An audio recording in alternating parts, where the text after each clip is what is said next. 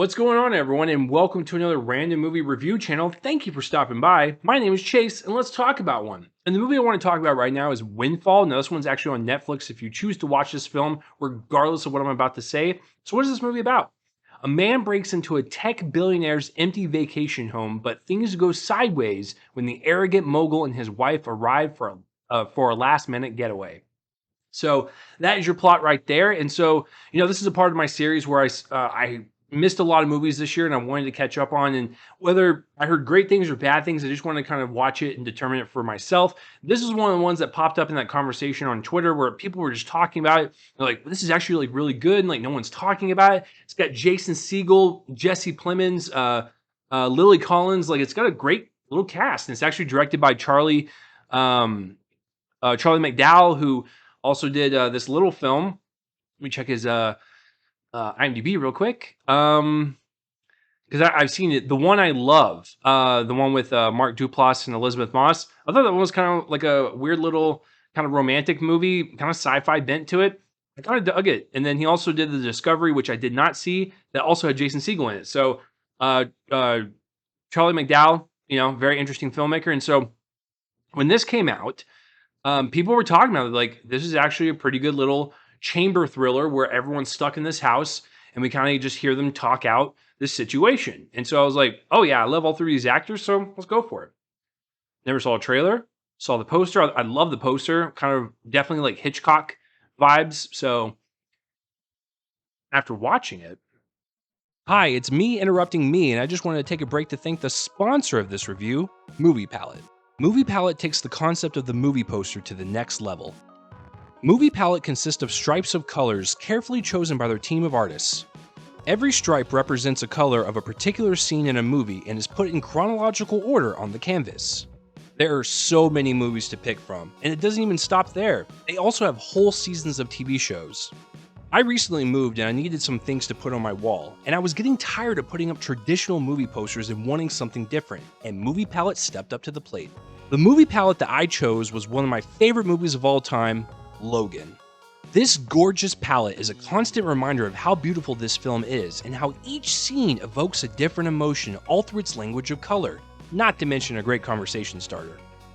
This is a unique piece to any film and TV lover's home, and I want to help you get one. Use the discount code CHASE15 for 15% off of any product on their website. Film is art, so why not display your favorite as such? That's 15% off of your order when you use the code CHASE15. I like this one. This one's really good. If you want to watch, like I said, one location type of films, these chamber thrillers where everything's just all in one location, you're going to like this one quite a bit, especially with three strong lead performances and just all of the subtext underneath with like the story and the characters and like what they're going through. A lot of, conversation, of today's society and stuff. And I really enjoyed it from that standpoint too. So, yeah, so let's go ahead and start with the kind of direction in the story. For the most part, Charlie McDowell like really creates this like just underlying tension between all three of these people because we have Jason Segel who broke into their house. We have Lily Collins and Jesse Plemons who are the couple. They are rich. Jason Segel is not. He holds them at gunpoint. He wants ransom money. And so just everything about that just right off the top, you're like, okay, I'm curious to know how far he takes this. I want to know what is going to happen and why he is doing this. And the mystery that kind of like unravels right before your eyes. I was intrigued from the moment it started, from the moment it ended. It was just like, it was a wonderful slow burn where every single moment I was on pins and needles trying to figure out like, is someone going to snatch the gun away? Is someone going to tackle someone? Is he going to shoot someone? Who's going to show up? Like everything about the story kind of kept me on my toes. It caught me off guard a couple of times. The ending of the film is, I didn't really see that coming, which was pretty nice. It kind of ended on a big bang for me. So yeah, I thought it was a really well written movie. And one location movies are not easy. They're really not. Like you have to have interesting characters. Your story has to be interesting. And there has to be enough intrigue there to carry a whole hour and a half runtime.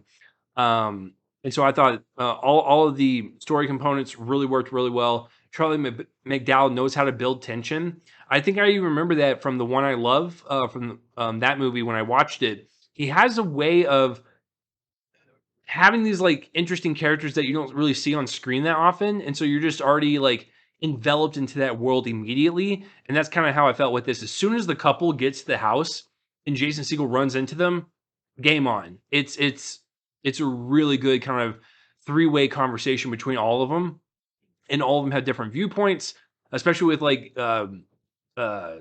like wealthy like the wealth classes and everything, and like the conversations that they have, because Jason Segel is more middle class, and Jesse Plemons is, he's the CEO, he's like the Jeff Bezos of this world. So it was interesting to kind of hear them talk, and like what people expect from society and different wealth class. Like that all that conversation was just fascinating to me. So I really liked it from that standpoint too. So just on a dialogue level, character level, story level, and just building suspension or suspense, just all the way through. Really great stuff. So, and then all the performances were great. I missed Jason Segel quite a bit in film, so I'm glad that he is back in doing stuff, because he was also involved with the story element to this. Like him and Charlie McDowell both came up with this, so I'm glad that he's like still continuing to write and everything. And I think he was also involved with the discovery as well on that point. So yeah, I've always been a fan of him and his writing, especially when he's the man behind Forgetting Sarah Marshall. It's one of the best comedies I've ever seen. So I know that man can write. I want him to write more, especially stuff like this. Jesse Plemons is the GOAT. This man can do no wrong. Like, even with some of his subpar movies, great. He's always great to me. I like Lily Collins. She's starting to grow on me. I actually watched that Emily in Paris show. She's charming on that show, and I think she carries it really well, and that's her show. And but yeah, all three of them work really well together. But Jesse Plemons, man, doesn't matter if he's playing a CEO, like this rich tech billionaire, or if he's in Power of the Dog, he plays a cowboy. It doesn't matter. The guy can do it all. I love that man. I love Jason Segel, and Lily Collins is really good too. Like I love all three of them in this role. So yeah, I thought everyone did a really good job. I loved also like the way this film looked, because it's on this like giant like acreage, and like there's trees everywhere, and this house is beautiful, and like the landscape is also beautiful. I don't know, it's just a really like nice and beautiful setting, but like at the core of it is just this really intense story about someone wanting money and holding people hostage. Like, yeah, I thought it looked really cool, and it fit the part of the CEO and his earnings, I guess, in his house. But yeah, I like this one quite a bit. Check it out on Netflix. It's a really breezy watch. Let me just check the runtime really quick here. Yeah, an hour 32 minutes. Chop off 3 to 5 minutes for credits. Now you're looking at under hour and a half. Very quick little movie. I think a lot of people watch this one. This is one of the better Netflix films that I've seen in quite some time. And it came out this year. So check it out. It is on Netflix. So thank you for tuning into this random movie review channel. I am Chase. Thank you for stopping by, and tune in next time for whatever I review next. I will see you guys later.